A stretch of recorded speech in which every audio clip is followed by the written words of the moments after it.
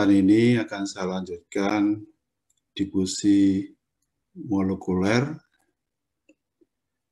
yang mana pada minggu yang lalu saya sudah menjelaskan difusi molekuler pada gas ya.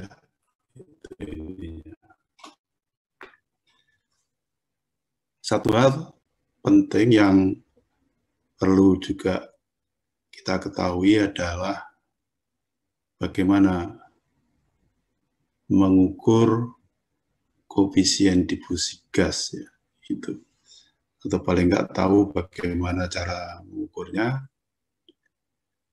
di mana koefisien difusi gas ini dapat diukur secara eksperimen dan diprediksi secara teoritis. Diprediksi secara teoritis pun kadang-kadang juga akan memerlukan data eksperimen sehingga persamaan yang diperoleh itu adalah persamaan dalam bentuk korelasi empiris. Dalam pengukuran koefisien difusi gas yang dilakukan secara eksperimen di sini,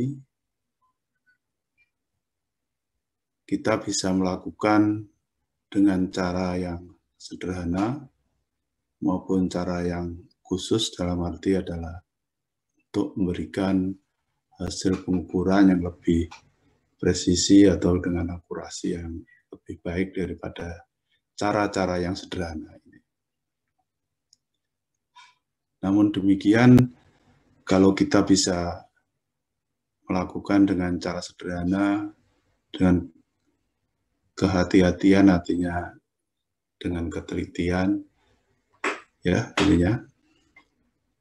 Karena ada beberapa cara sederhana akan menggunakan berapa persamaan sesuai dengan kasus yang ada, di mana berapa persamaan di sini adalah kita turunkan dari dasar-dasar difusi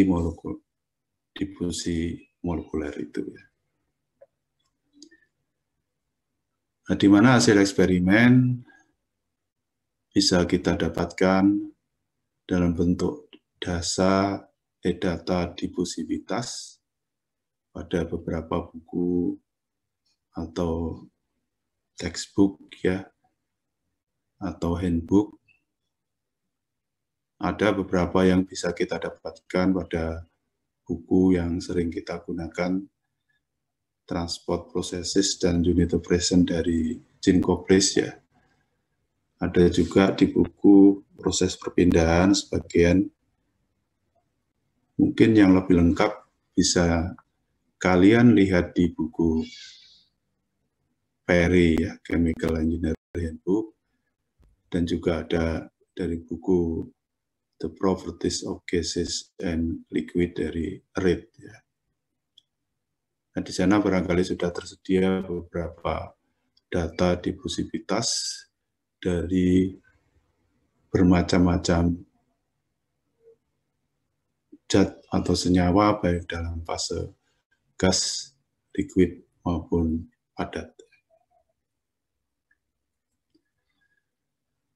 Ini kalau ada yang ada di buku Jean Koples, ya bisa kalian lihat pada tabel 621. Di sini ada data-data difusi, koefisien difusi, misalnya contoh di sini adalah untuk sistem udara amoniak, udara air, dan seterusnya ya. Ini kelihatannya adalah sistem yang berhubungan dengan udara, apakah udara hidrogen, udara dan etanol, dan seterusnya ya di sini. Nah, untuk detail daripada data-data ini bisa kalian telusuri pada daftar pustaka atau referensi yang tercantum ya ini. Ini bisa dilihat di sini difusivitas atau koefisien difusi itu adalah dipengaruhi oleh suhu ya. Ini berapa di sini bisa kita lihat harga dari difusivitas beberapa sistem pada suhu yang berbeda. Nah, ini juga contoh daripada data-data difusivitas dari sistem-sistem yang lain ya. Ini yang berhubungan dengan hidrogen barangkali ini. Jadi ada hidrogen, nitrogen, ada hidrogen metan, dan di kelompok ini adalah sistem daripada helium dengan gas-gas yang lain. Ini sistem CO2 ya. Ini ada di tabel 621 buku Jean Koplis. Barangkali yang lebih lengkap bisa dilihat pada buku Perry ya, sebagai handbook yang sangat komprehensif, bisa memberikan, bisa kita dapatkan data-data difusivitas.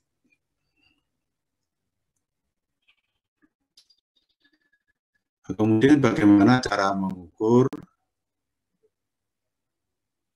koefisien difusivitas daripada gas yang tadi saya sebutkan. Bisa saja digunakan cara yang sederhana ya, dengan menggunakan beberapa persamaan atau hubungan yang sudah ada. Jadi dengan persamaan ini kita bisa kembangkan bagaimana cara pengukuran difusivitas ya. Cara yang pertama adalah dengan menguapkan liquid murni dalam tabung sempit, di mana gas keluar akan melewati puncak tabung. Pada selang waktu tertentu, penurunan permukaan liquid dapat diukur, dan dari data waktu yang terukur itu kita bisa gunakan untuk menentukan berapa difusivitasnya ini, karena data-data yang lain barangkali bisa kita dapatkan ya, misalkan berat molekul, tekanan rata-rata barangkali gitu, dan ini adalah berapa suhunya dan berapa densitasnya. Cara yang kedua adalah dengan dua jenis gas murni yang mempunyai tekanan sama diletakkan pada tabung panjang yang dipisahkan oleh suatu partisi. Nah, ketika partisinya ini diambil secara pelan-pelan, kemudian setelah waktu tertentu partisi ditutup kembali dan gas di masing-masing bagian akan dianalisa atau diukur konsentrasi masing-masing. Cara yang ketiga adalah apabila kita bisa mendapatkan dalam fase padat, di mana di sini akan bisa kita gunakan untuk mengukur difusivitas swab misalnya dari naftalen ya, yang kita anggap di sini adalah bentuknya bola gitu, supaya lebih mudah untuk menjustifikasi luas permukaannya ya. Nah, itu bisa kita gunakan naftalen atau kapur barus misalnya, iodin dan asam benzoat. Nah, di situ kita akan bisa mengukur laju evaporasi atau ya katakanlah penurunan daripada berat solid karena terjadinya evaporasi. Oleh karena itu di sini akan dihitung berapa lama waktu daripada bola solid itu ya berkurang beratnya dalam waktu tertentu. Nah, di sini difusivitas akan dihitung dengan persamaan ini, yang mana di sini adalah kita dapatkan data ini, data pengukuran dari eksperimen itu. Karena data-data yang lain, saya kira bisa kita tentukan dan kita dapatkan ya. Oke, cara berikutnya adalah agak sedikit perlu persiapan ya di sini, itu dengan cara menggunakan dua tabung yang mana diilustrasikan di sini ya. Di dua tabung ini misalnya volumenya diketahui dan dua tabung ini dihubungkan dengan pipa kapiler dengan luas penampangnya A, misalnya kecil sekali gitu ya. Dan panjangnya L. Nah, kemudian kalau di valve yang menghubungkan antara dua ini dibuka begitu ini ya.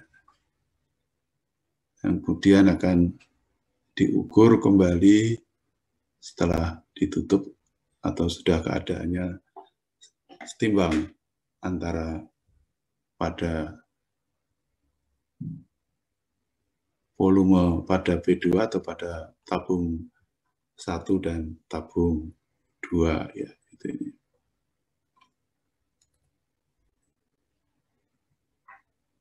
Karena pipa kapiler yang kita gunakan untuk menghubungkan antara tabung 1 dan tabung 2, seandainya ini kita abaikan dan dengan asumsi terjadi quasi steady state ya. Jadi steady state secara kuasi di sini akan kita dapatkan persamaan ini ya. Nah, di sini adalah menunjukkan ini merupakan persamaan untuk difusi molekuler atau seperti atau persamaan Fick yang kita lihat di sini adalah akan tergantung pada gradien konsentrasi ya, ini. Yang mana di sini akan diukur pada saat waktu tertentu. Nah, kemudian laju difusi A ke V2 akan sama dengan laju akumulasi dalam volume atau tabung 2 ya. Nah, ini persamaan tadi akan bisa dinyatakan dalam persamaan ini di mana ya A bintang di sini adalah sama dengan persamaan ini, di mana konsentrasi rata-rata CAP pada kesetimbangan dapat dihitung dengan neraca massa dari komposisi mula-mula C1 dan C2 pada waktu T sama dengan 0. Ya. Sehingga akan didapatkan persamaan ini, yang mana persamaan ini adalah akan digunakan untuk menghitung berapa konsentrasi rata-ratanya itu. Kesetimbangan yang sama pada waktu T akan memberikan hubungan pada persamaan berikut ini ya. Kemudian kalau substitusi C2 dari persamaan 241 sini diberikan ke persamaan sebelumnya tadi, persamaan 239, kemudian kita susun ulang persamaan tadi dan diintegrasikan pada batas T sama dengan 0 dan T sama dengan T akan diperoleh persamaan berikut ini, di mana C2 diperoleh dengan cara sampling pada waktu T ya. Sehingga dengan demikian maka difusivitasnya akan bisa dihitung dengan menggunakan persamaan ini berdasarkan pada berapa C2 yang diukur atau ya pada waktu atau disampling misalkan pada waktu T itu. Ya, itu beberapa cara yang bisa kita lakukan secara eksperimen. Barangkali ada yang sederhana, mungkin ada yang sedikit lebih kompleks ya itu. Nah, di samping itu koefisien difusi juga bisa diprediksi dengan menggunakan persamaan-persamaan empiris barangkali ini ya. Yang pertama adalah persamaan Chapman-Enskog yang dinyatakan di sini. Ini kalau kita lihat ada parameter diameter tumbuhan sigma AB di sini dan integral tumbukan yang didasarkan pada potensial Leonard-Jones epsilon AB ya. Di sini adalah berat molekul dari gas A dan gas B. Nah, tentunya dalam hal ini kita membutuhkan data-data yang terkait dengan diameter tumbukan rata-rata dan integral tumbukan yang ini ya, omega DAB itu. Kalau suhu dan tekanan barangkali ini adalah akan diukur pada kondisi yang ada.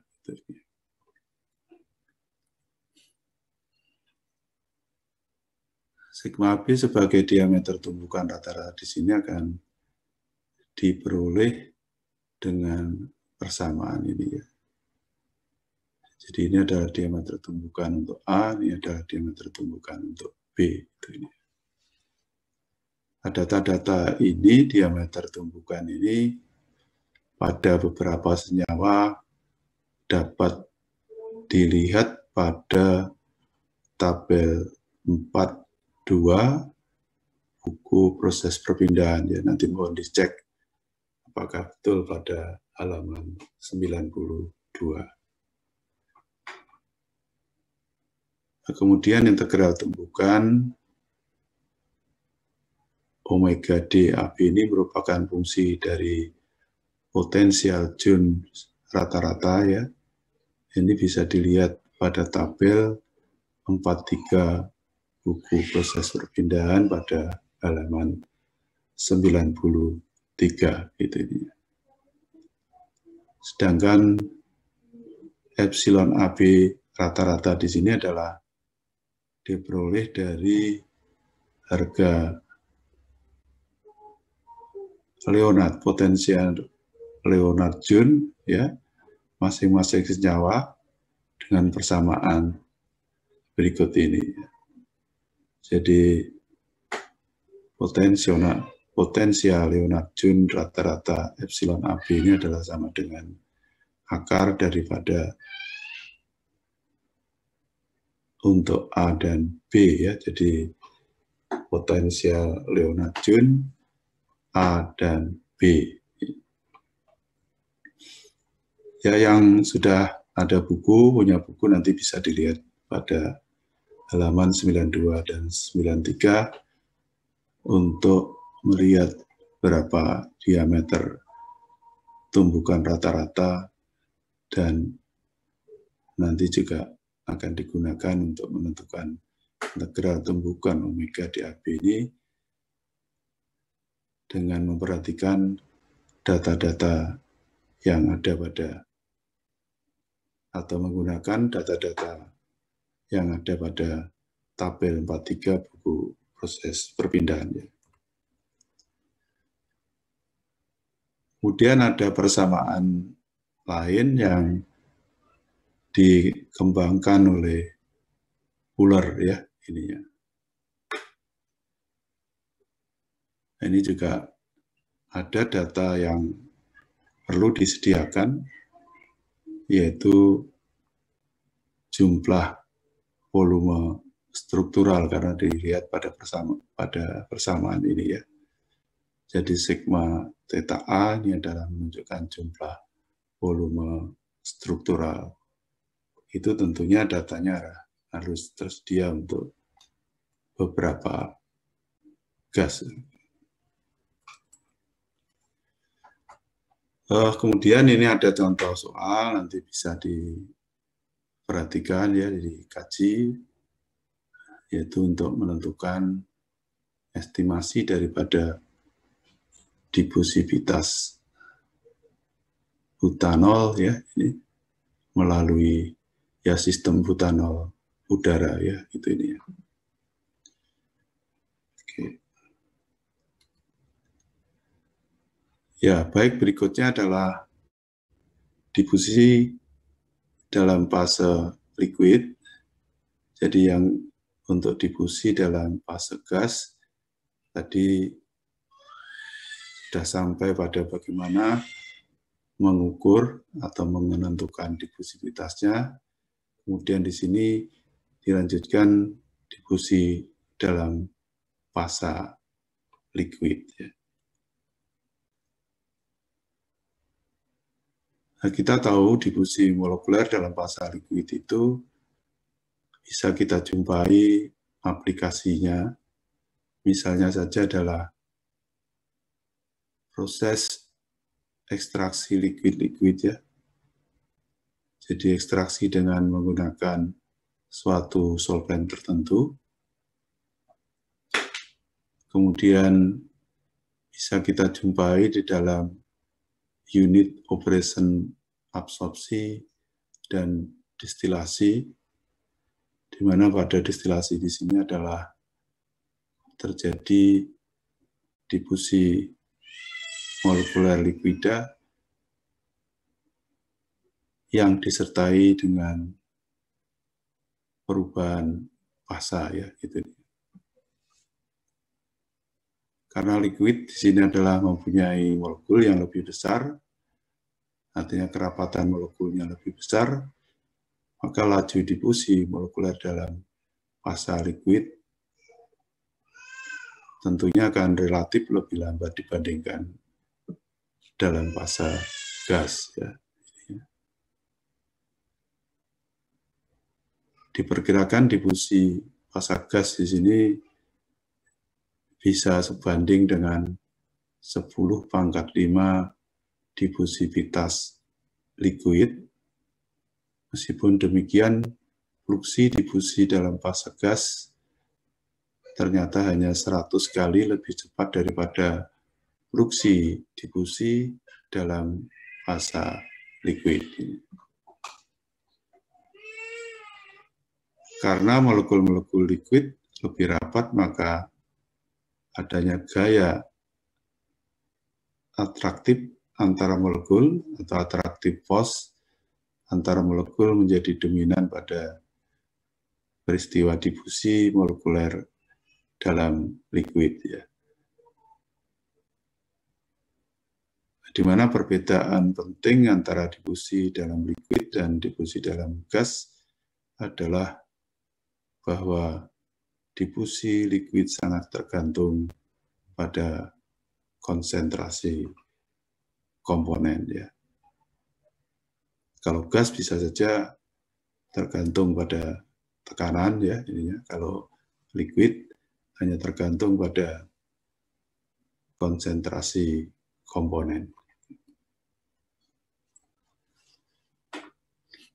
Nah, dalam difusi dalam fase liquid, kita coba memperhatikan adanya persamaan umum difusi ya, yang dinyatakan di sini.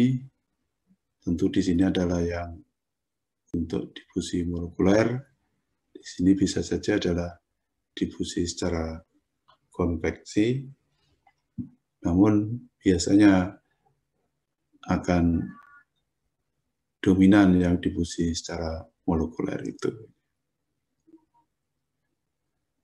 Di mana C di sini bisa dinyatakan dalam bentuk densitas dibagi dengan berat molekul, sehingga di sini akan merupakan densitas molar campuran. Nah, untuk difusi berlawanan equimolar pada steady state, maka persamaan ini akan dikembangkan menjadi persamaan berikut ini, ya, di mana difusi berlawanan equimolar di sini adalah sama dengan Na sama dengan, artinya produksi daripada difusi molekuler A akan sama dengan koefisien difusi dikalikan beta konsentrasi dan jarak di mana difusi itu terjadi, ya, ini ya.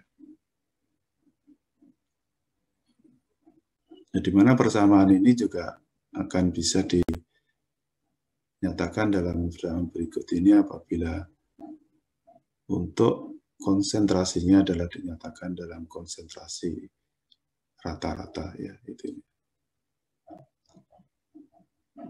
Jadi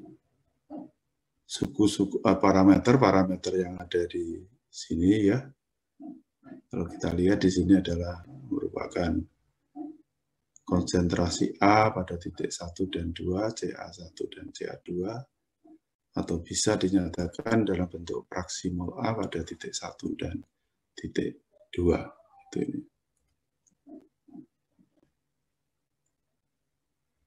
Dan konsentrasi total rata-rata ini dinyatakan dalam bentuk persamaan berikut ini. Jadi sama dengan densitas dibagi berat molekul rata-rata. Oleh karena itu bisa diuraikan lebih lanjut. Di sini adalah merupakan CAP atau konsentrasi rata-rata dari pada titik 1 dan titik 2, ya, itu. Di mana di sini adalah menunjukkan densitas rata-rata larutan pada titik 1 dan titik 2. Pada persamaan 31 menggunakan nilai rata-rata DAB yang mungkin berubah dengan konsentrasi dan nilai rata-rata AC yang juga berubah dengan konsentrasi, ya, itu. Nah, untuk kasus difusi untuk kasus counter diffusion di sini sebenarnya jarang dijumpai di dalam liquida, ya. Oke.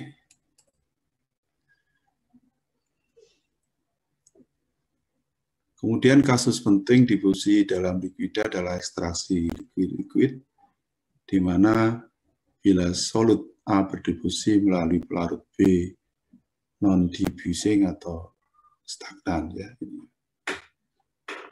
Nah, peristiwa ini dapat dijumpai pada ekstraksi larutan encer asam propionat dalam air, ya, dengan pelarut toluen. Ya. Jadi peristiwa di sini, peristiwa di mana solutnya adalah berdifusi melalui pelarut B yang stagnan atau non-diffusing, ya, ininya. Nah, di mana pada sistem air propionat, ya, dengan menggunakan pelarut toluen di sini,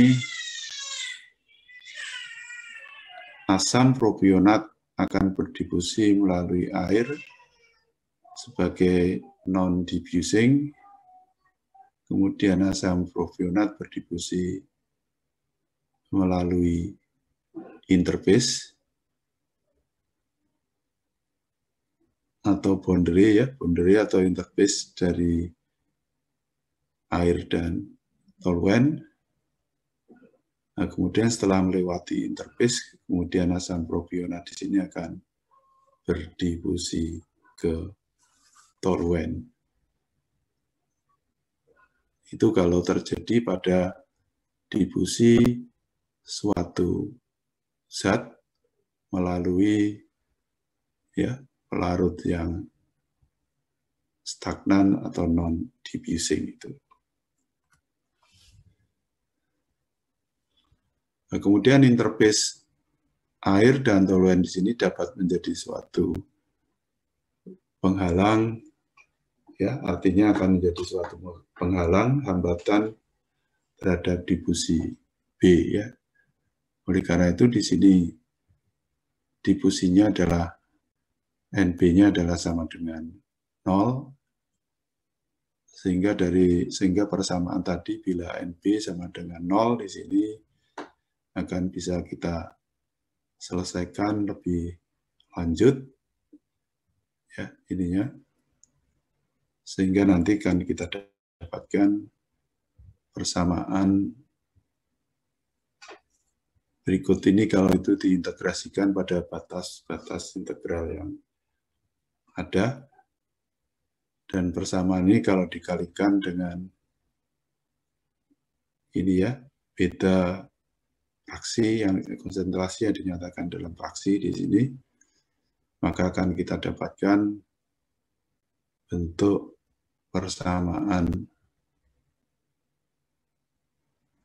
berikut ini.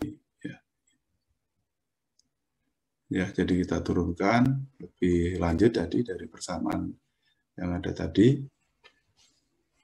di mana di sini kita akan menggunakan fraksi rata-ratanya, di mana di sini adalah akan bisa didapatkan dari persamaan ini.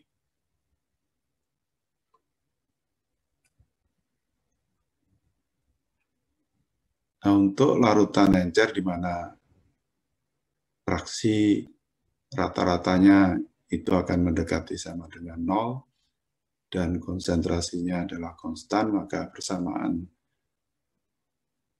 3 tadi dapat disederhanakan menjadi persamaan berikut ini, karena di sini sama dengan 1 ini XPM-nya karena larutan encer, maka akan kita dapatkan persamaan di sini adalah Na sama dengan DAB CA1 atau beta konsentrasi A pada titik 1 dan 2, dan di mana titik 1 dan 2 adalah pada lintasan atau jarak Z2 minus Z1. Barangkali ini ada contoh soal yang terkait dengan difusi yang melalui difusi liquid yang melalui non-diffusing atau suatu liquid yang stagnan. Ini contohnya adalah untuk sistem etanol air.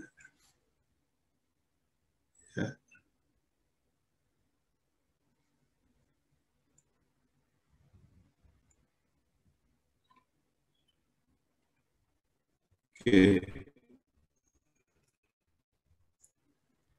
Kemudian pengukuran daripada difusi, koefisien difusi dari liquid, tentunya di sini akan penting juga perlu kita ketahui seandainya data difusi, koefisien difusi itu tidak tersedia untuk sistem yang baru, kayak gitu jadinya. Di mana untuk pengukuran koefisien difusi itu cara yang pertama adalah dengan melakukan difusi pada keadaan tidak mantap atau unsteady state diffusion dalam tabung kapiler yang panjang. Ya. Nah, difusivitas ditentukan berdasarkan profil konsentrasi. Apabila solid A didifusikan dalam B, koefisien difusi yang ditentukan adalah nanti berupa koefisien difusivitas A, B ya ini ya. Nah, di mana difusivitas ini adalah sangat tergantung pada konsentrasi solid A ya, gitu ya. Nah, di sini untuk liquid difusivitas liquid misalnya untuk A dan B itu adalah tidak sama antara DAB dan DBA. Cara yang kedua adalah menggunakan sel difusi membran dari gelas yang berpori ya, ininya. Ini yang gelas berpori, di mana gelas berpori di sini adalah memisahkan dua tabung, seolah-olah seperti itu. Ini ada tabung satu yang di atas, kemudian di sini ada tabung yang di bawah, gitu ininya. Di mana poros gelas di sini mempunyai tebal sebesar delta ya ini ya.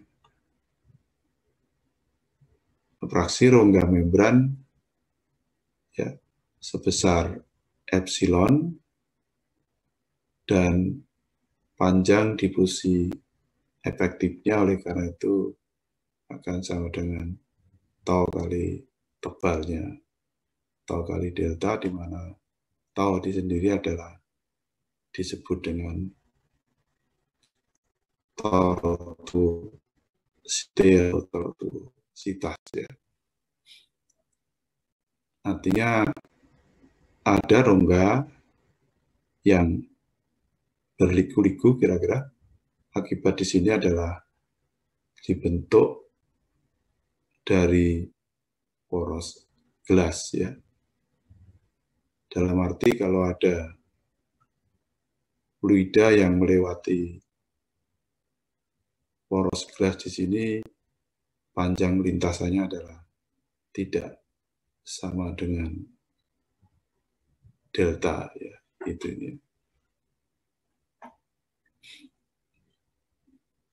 Nah, di mana biasanya tortuositas itu tergantung pada fraksi rongganya ya ini.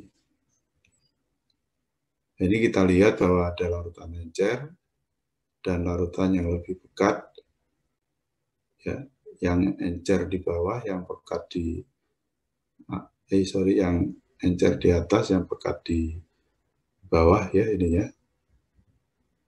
Karena adanya beda konsentrasi, maka akan terjadi difusi molekuler, di mana difusinya di sini adalah melewati pori-pori yang ada di dalam gelas ini ya, atau di sini adalah membran yang dibuat atau punya struktur membran gelas yang punya struktur berpori lah.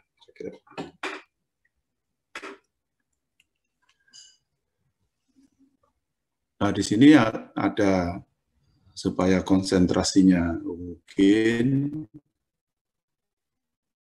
ya masing-masing diberikan pengadukan gitu atau dipasang stirrer ya ini ya. Jadi di sini ada stirrer supaya di sini segera terjadi konsentrasi yang homogen atau seragam ya. Demikian juga di sini kalau ini akan terjadi perpindahan ke bagian ini, maka diusahakan konsentrasinya adalah seragam. Kemudian dengan asumsi difusi quasi steady state dalam membran, maka difusinya adalah akan dinyatakan dalam persamaan ini, di mana di sini kita lihat di samping dari koefisien difusi juga akan tergantung pada fraksi rongga atau porositasnya dan panjang lintasannya. Di samping juga tentu di sini sebagai driving force-nya adalah beda konsentrasi itu. Sehingga seolah-olah di sini adalah karena berpori maka mengakibatkan resistensi aliran massa dari bagian yang bawah ke atas ini akan menjadi lebih besar ya. Dengan melakukan neraca massa ya, material balan pada dua tabung yang atas dan bawah, kita dapatkan hubungan ini.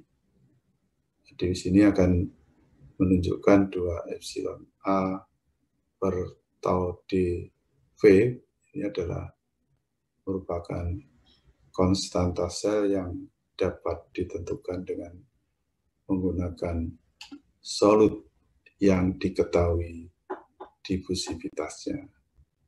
Misalnya saja di dalam pengukuran ini kita akan menggunakan larutan KCl ya, yang dianggap ini difusivitasnya diketahui.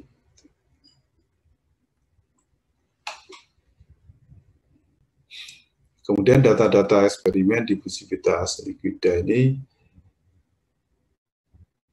dapat diberikan pada tabel 631 buku Jane-Koplis ya. Apakah cara pengukurannya dengan menggunakan cara-cara yang tadi atau cara-cara yang lain, itu data-datanya adalah bisa didapatkan pada tabel 631 buku Jane-Koplis ini. Jadi di sini ada sistem amonia air, oksigen air, CO2 air, dan seterusnya ya ininya. Demikian juga bisa dilihat bagaimana pengaruh suhu terhadap koefisien difusi ya. Nah, tentu di sini adalah untuk larutan yang liquid yang konsentrasinya kecil atau encer ya, itu semuanya. Jadi kalau dibuat suatu solution di sini adalah konsentrasinya adalah kecil atau encer itu. Ya, ini sistem solut yang berbeda ininya ya. Artinya solut dan solvennya berbeda ini. Ini tadi yang barangkali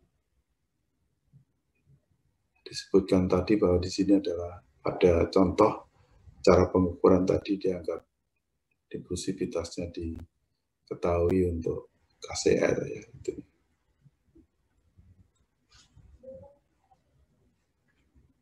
Sama seperti pada fase gas, artinya difusi dalam fase gas, koefisien difusivitas ini juga dapat diprediksi secara empiris dengan menggunakan persamaan Stokes-Einstein ya, itu ini. Di sini ditunjukkan bahwa difusivitas itu akan tergantung pada suhu ya ininya. Dan tentunya ini ada satu data yang tidak mudah untuk didapatkan gitu, tetapi harus disediakan yaitu atomic molar volume dari suatu solut ya ini ya. Jadi perlu diketahui volume molar secara atom dari suatu solutnya Dan ini pun harus didapatkan, data ini harus didapatkan pada titik D normal ini. Nah, persamaan dari Stokes dan Einstein di sini adalah akan dianggap valid atau berlaku untuk molekul-molekul yang besar ya. Jadi ini yang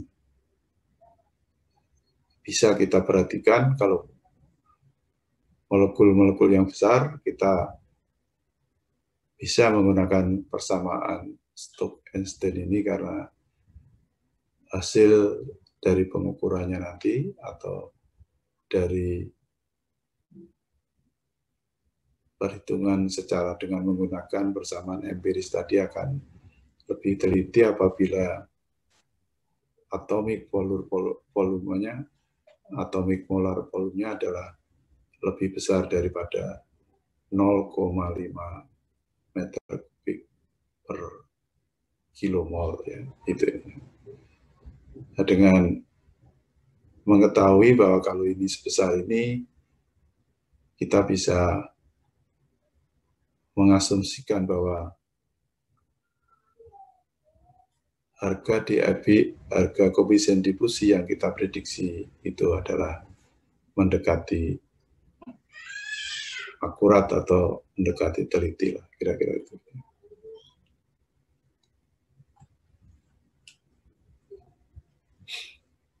Kemudian untuk solut dengan molar volume kecil, koefisien difusivitas DAB fasa cair ya, untuk solut A dalam solvent B dapat diperoleh juga dengan persamaan semi empiris dari Wilke and Chang sebagai berikut ya. Ini. Sama di sini juga akan tergantung pada molar volume solut ya. Ini ya. Nah, di sini data ini sudah bisa kita gunakan karena tersedia di dalam tabel 632 buku Jinkoplis ya ini. Nah, kalau kita bandingkan dengan persamaan yang tadi ya, di sini ada parameter yang lain yaitu parameter theta sebagai parameter asosiasi dari solvent ya itu ya. Di sininya sama dengan persamaan tadi Wilke dan Einstein ya, Stokes dan Einstein. Nah, di sini adalah ada parameter yang harus didapatkan atau diperhitungkan yaitu parameter asosiasi solvent ya.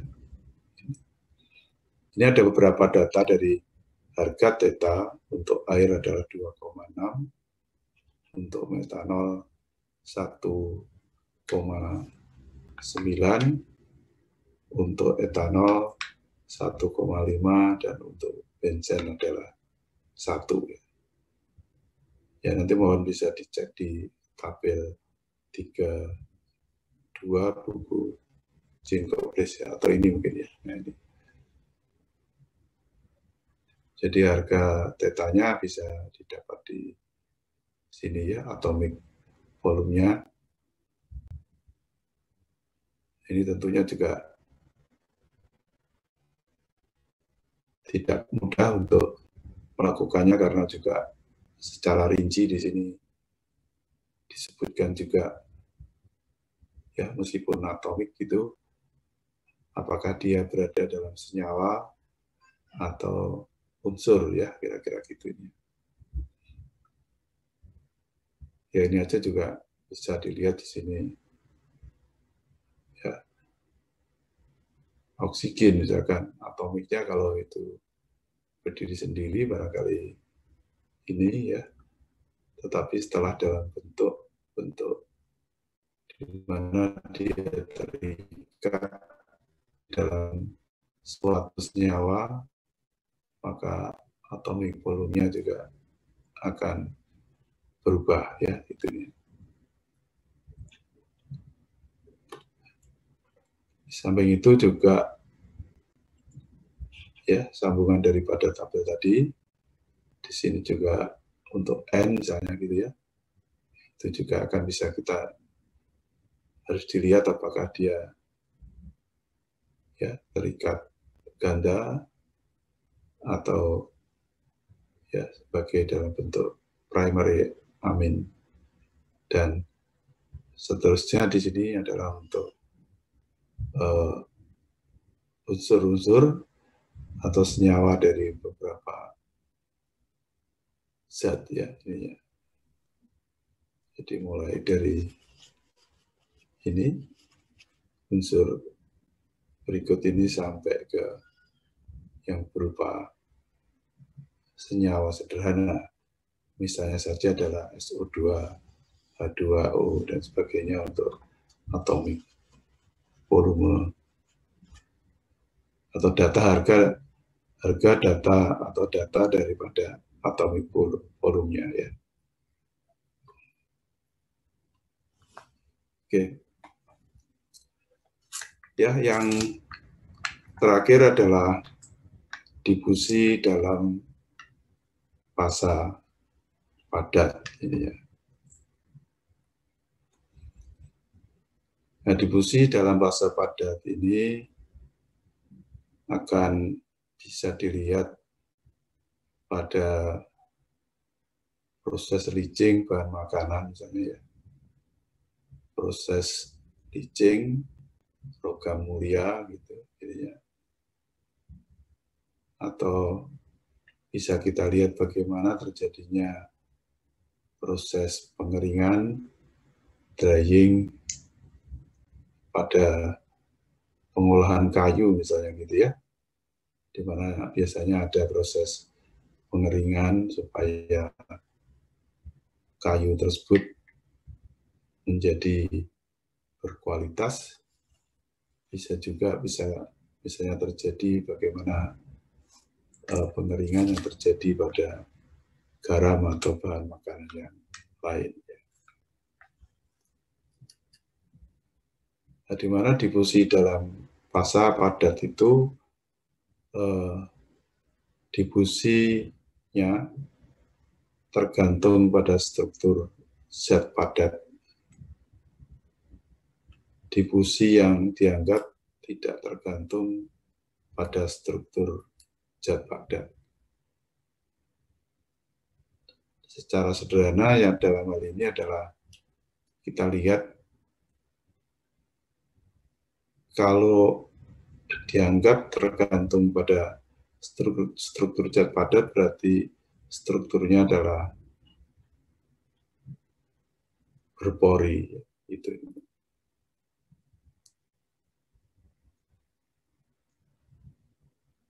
Nah, kalau tidak tergantung pada struktur zat padat, kita bisa langsung menggunakan hukum Fick ya. Jadi di sini adalah berlaku hukum Fick apabila difusinya dianggap tidak tergantung pada struktur zat padat itu.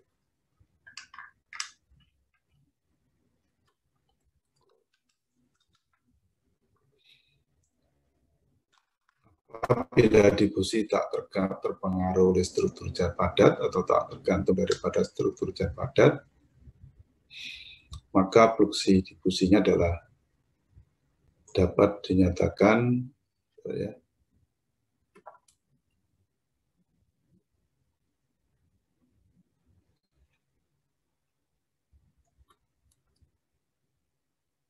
dalam persamaan di sini ya. Jadi kalau kita lihat di sini adalah fluksi difusinya adalah akan terdiri daripada difusi karena konveksi ya, dan difusi secara molekuler ini. Namun pada suku konveksi akibat dari aliran bulk ya, itu biasanya adalah lebih kecil dibandingkan dengan yang secara molekuler di sini ya. Karena apa? Karena fraksinya biasanya adalah sangat kecil, di mana fraksi di sini adalah sama dengan rasio daripada konsentrasi A terhadap total konsentrasi itu. Nah, dengan asumsi bahwa ininya adalah kecil, bisa diabaikan, dan dianggap bahwa konsentrasinya adalah konstan, maka persamaan ini akan menjadi lebih sederhana, hanya dikontribusi oleh difusi secara molekuler saja. Gitu.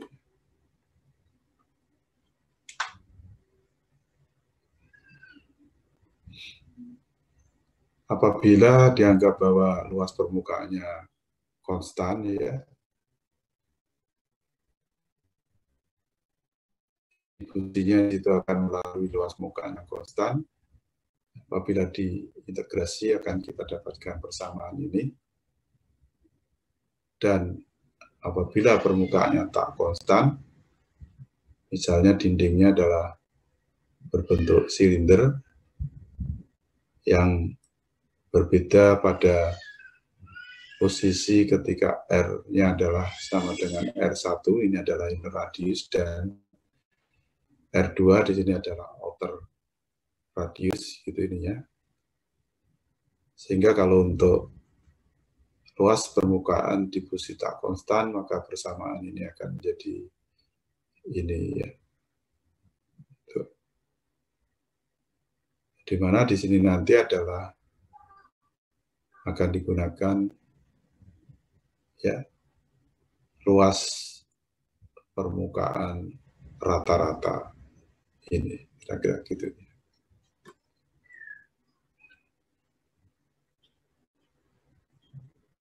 Dan koefisien difusi DAB dalam solid ini adalah tidak tergantung pada tekanan gas atau liquid di luar solid ya. Artinya ketika dia ada di dalam solid, gas maupun liquid itu, maka koefisien difusinya adalah tidak dipengaruhi oleh tekanan. Ya.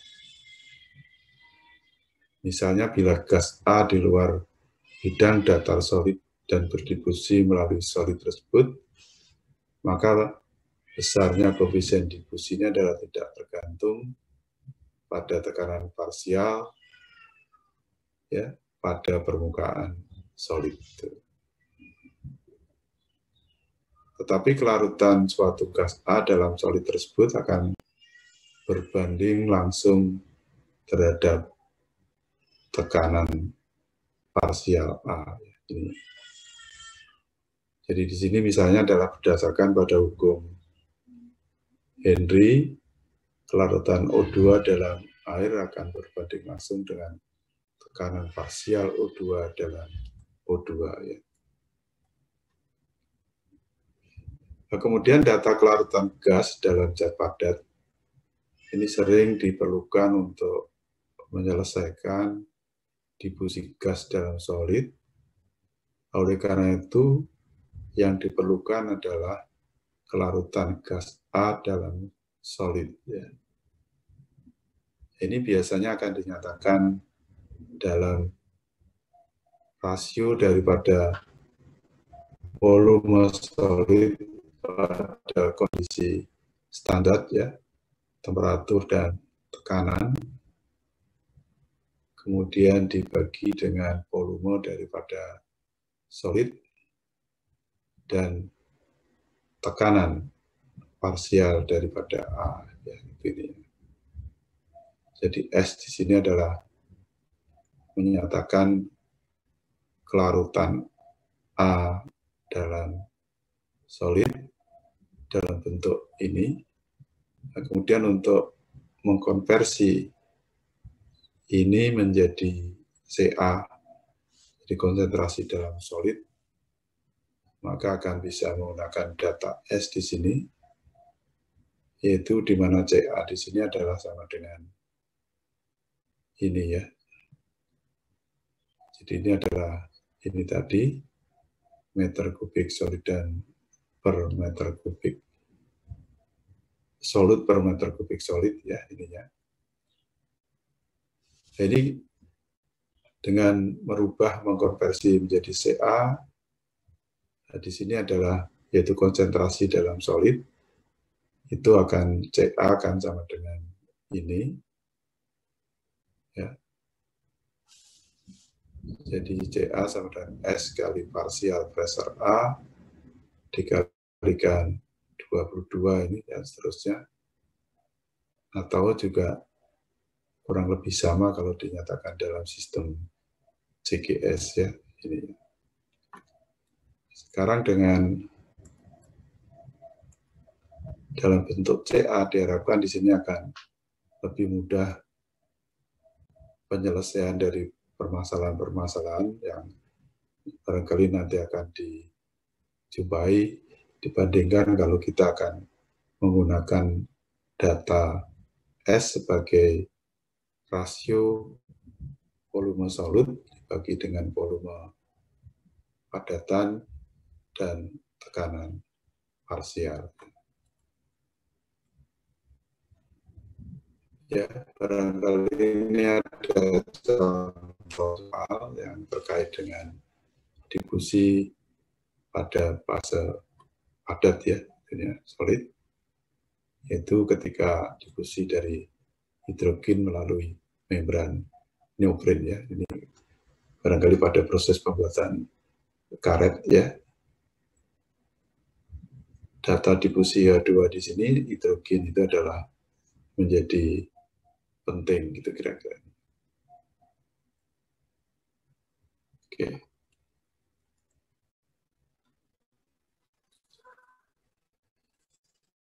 Kemudian dalam beberapa kasus data difusi gas dalam solid tidak diberikan sebagai difusivitas atau solubilitas ya.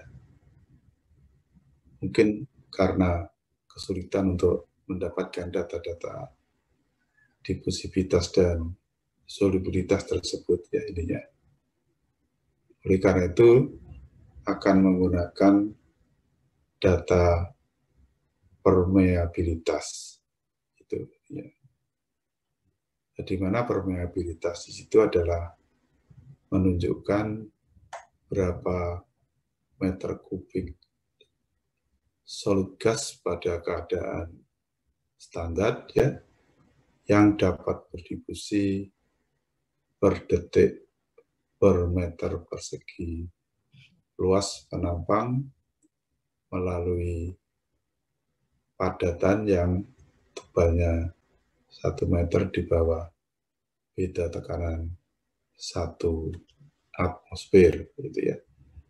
Di mana permeabilitas ini nanti akan menggantikan data-data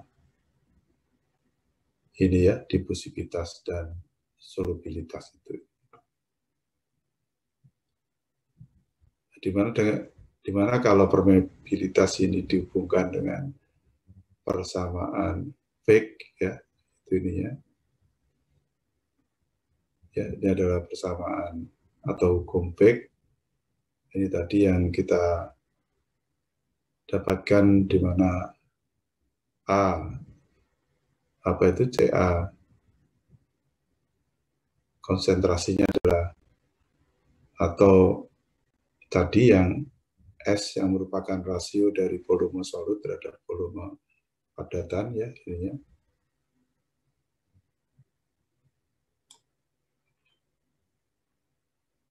Nah, di sini akan kita dapatkan bentuk dari persamaan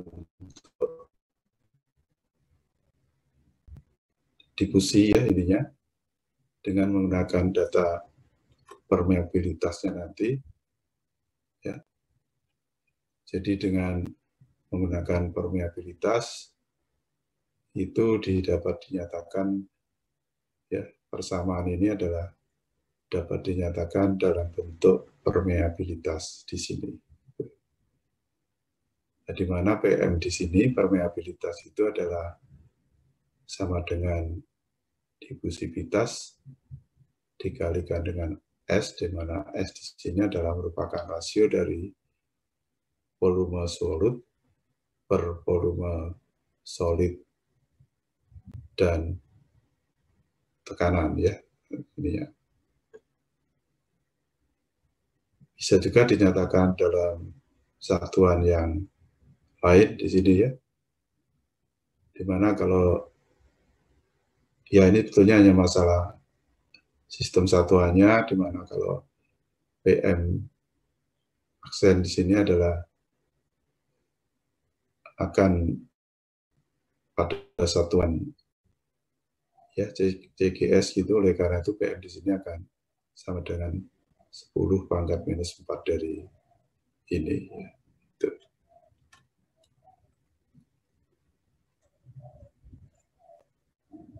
Nah, sekarang apabila padatan itu merupakan komposit, ya, artinya terdiri dari lapisan solid yang disusun secara seri dengan tebal tertentu, misalnya L1, L2, dan seterusnya, ya. Oleh karena itu, difusinya akan tergantung pada tebal masing-masing lapisan itu. Ini saya kira analogi dengan transfer panas di sini akan merupakan resistensinya, ya, itu ini. Ya, hampir mirip dengan transfer panas yang terjadi pada lapisan solid yang tersusun secara komposit atau seri, gitu. Jadi di sini akan berdasarkan pada beda tekanan parsial secara keseluruhan, ya. Ya barangkali kalau di sini nanti akan terdiri dari beberapa padatan atau solid yang berlapis-lapis atau lebih besar daripada 2, 3, atau 4 lapisan solid yang menjadikan satu komposit, yaitu nanti akan dilihat saja bagaimana beda tekanan parsial pada setiap lapisan yang digunakan untuk menyusun suatu lapisan solid yang berbentuk komposit tersebut. Ya, kemudian pengukuran daripada difusivitas solid. Di sini prediksi difusivitas dalam solid secara teliti pada umumnya agak sulit, ya, ini ya. Ya, karena solid sendiri adalah mungkin akan lebih kompleks dibandingkan struktur kalau itu gas atau cair, ya, ininya. Namun demikian sudah ada beberapa data yang tersedia yang diukur secara eksperimen, terutama terkait dengan masa solubilitas dan permeabilitas, yaitu bisa dilihat pada tabel 651 buku Zinkoplis, ya, yaitu untuk difusi gas dalam solid atau solid dalam solid, ya. Kemudian untuk gas yang sederhana, contohnya adalah helium, hidrogen, oksigen, dan CO2 dengan tekanan gas kurang dari 2 atmosfer, solubilitas dalam solid. Di sini bisa juga berupa polimer dan gelas, ya. Ini akan mengikuti hukum Henry, ya, itunya, dan berlaku juga persamaan yang terkait dengan hukum Henry tersebut. Dan untuk gas-gas tersebut, difusivitas dan permeabilitasnya adalah tidak tergantung terhadap konsentrasi, tetapi tergantung pada tekanan. Permeabilitas gas diperkirakan merupakan fungsi daripada suhu, yaitu sama dengan seperti. Kemudian untuk fluksi difusivitas gas H2, O2, dan logam, ya,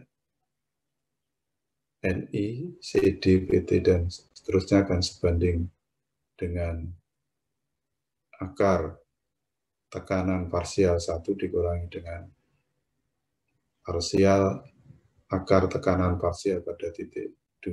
Ya. Nah, mungkin seterusnya nanti bisa dilihat di buku Jean Koplis. Ya, ini, ya. Ini adalah tadi yang saya sebutkan. Ini merupakan tabel difusivitas dan permeabilitas dalam solid. Ini beberapa contoh sistemnya, ya. H2 karet, vulcanized rubber, ya, dan seterusnya. Di sini juga ada hidrogen dan vulcanized neopren. Ini juga sistem berikutnya, ini bagaimana kalau hidrogen dan polietilen, ya. Ini adalah harga koefisien difusivitasnya, harga solubilitasnya, dan harga permeabilitasnya.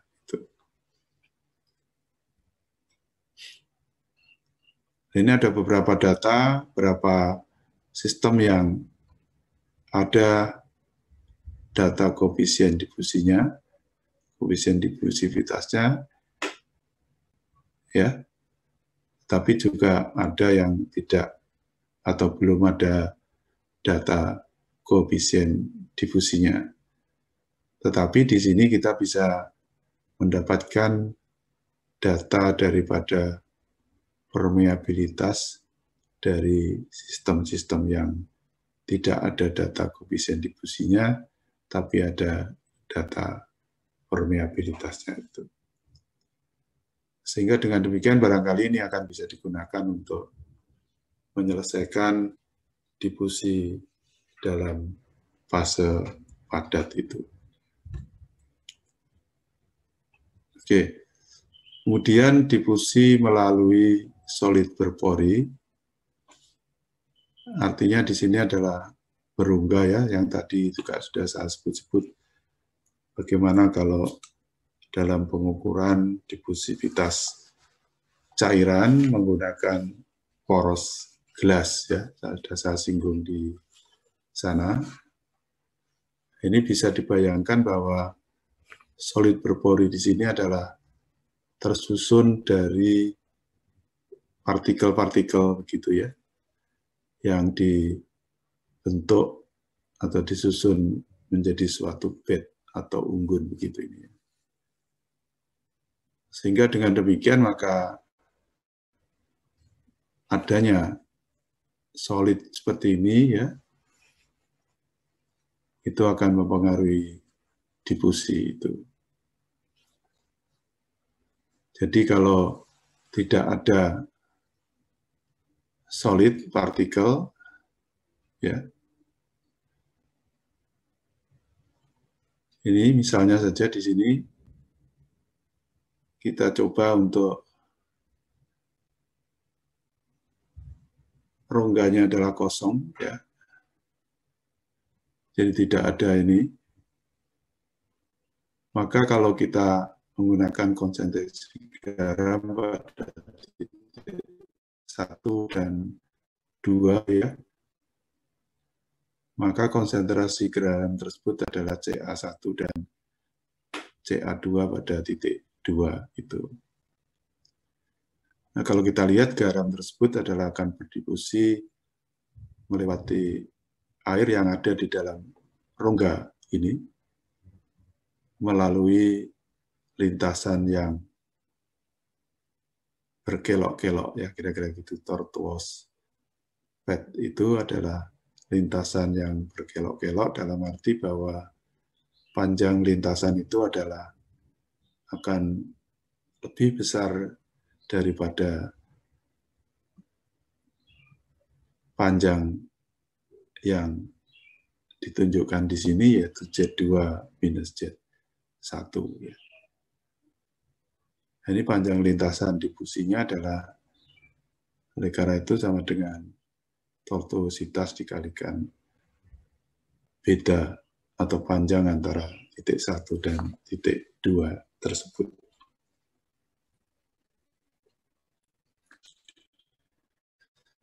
Oh ya, dari difusi melalui padat ini juga bisa dilihat bagaimana penggunaan kalau kita menggunakan permeability, data permeabilitas untuk menghitung difusi pada packaging film, ya, itu ini ya.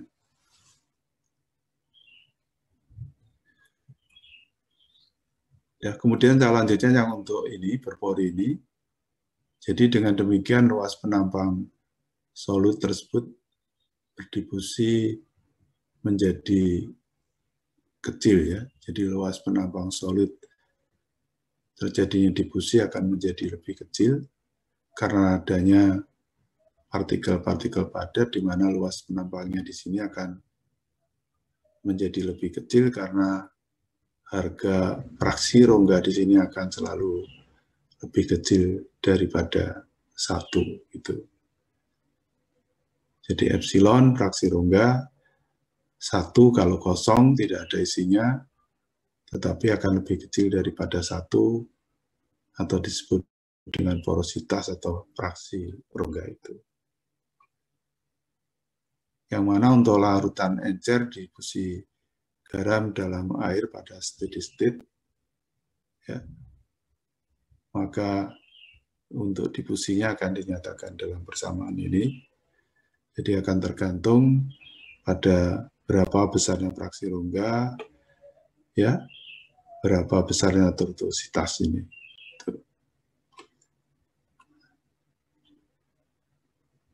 Dan apabila didefinisikan koefisien difusi efektif ini adalah sebagai dA, ya, efektif. Ini oleh karena itu di sini akan sama dengan tergantung pada harga fraksi rongga dan tortuositas terhadap berapa besarnya koefisien difusi mula-mulanya, ya. Sehingga produksi difusi liquid dalam solid berpori akan menjadi persamaan di sini, di mana di sini adalah akan menggunakan koefisien difusi efektifnya itu.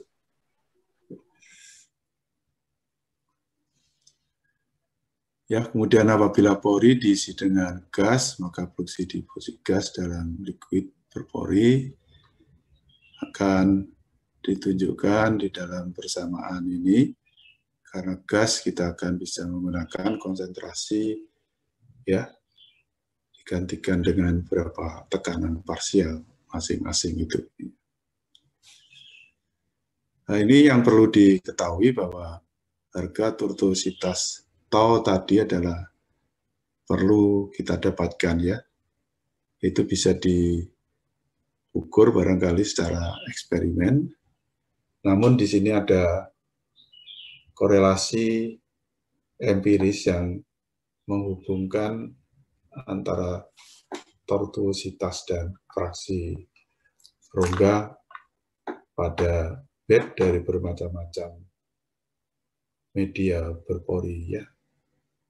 Yang mana di sini adalah yang kita lihat sebagai unconsolidated, itu kira-kira adalah macamnya adalah bisa itu gelas spare, jadi dibuat dari gelas, dari pasir, ya, dari apakah itu garam, apakah itu talc gitu.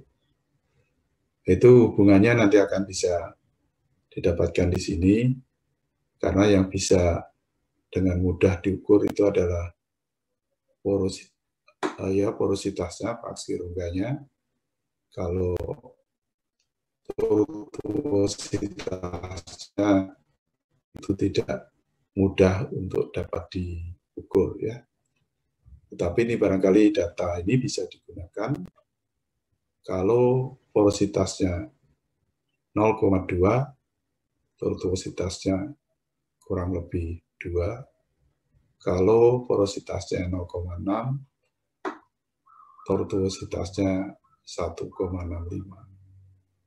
Jadi bisa dikatakan semakin besar fraksi rongga, maka semakin kecil tortuositasnya, atau semakin kecil fraksi rongganya, maka tortuositasnya semakin besar ya. Itu. Jadi untuk tujuan rekayasa barangkali itu bisa digunakan. Ini contoh soal yang terkait dengan poros tadi ya, yang melewati, yang berpori ya ininya. Oke. Ya, baik, itu yang terkait dengan difusi molekuler, baik yang melalui liquid, melalui gas, melalui liquid, dan melalui solid ya, itu ini. Jadi dengan demikian nanti akan kita lanjutkan untuk transfer massa dalam bentuk mekanisme yang berbeda ya. Jadi secara konvektif itu kira-kira ini. Ya, baik. Halo, barangkali Pak Agustianto sudah ada? Sudah, Prof. Jam 2 lebih 10 tadi sudah selesai rapatnya. Alhamdulillah, berarti sudah cukup bisa beristirahat tadi ya. Sudah ngikuti ya, Prof. Baik, bagus. Jadi itu yang terkait dengan difusi molekuler atau transfer massa secara molekuler. Jadi dalam fase gas, fase liquid, dan fase padat. Termasuk juga bagaimana cara mendapatkan harga koefisien difusivitasnya. Itu. Saya kira demikian, mungkin Pak Kus. Mohon disetting sebagai host, Prof. Baik Pak, saya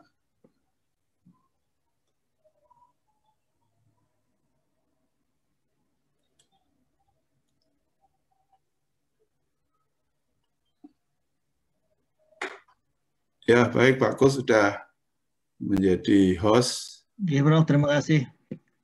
Terima kasih Pak Kus. Saya mohon izin untuk leave dulu ya, kalau gitu. Iya, monggo, Prof. Terima kasih, saya akhiri. Wassalamualaikum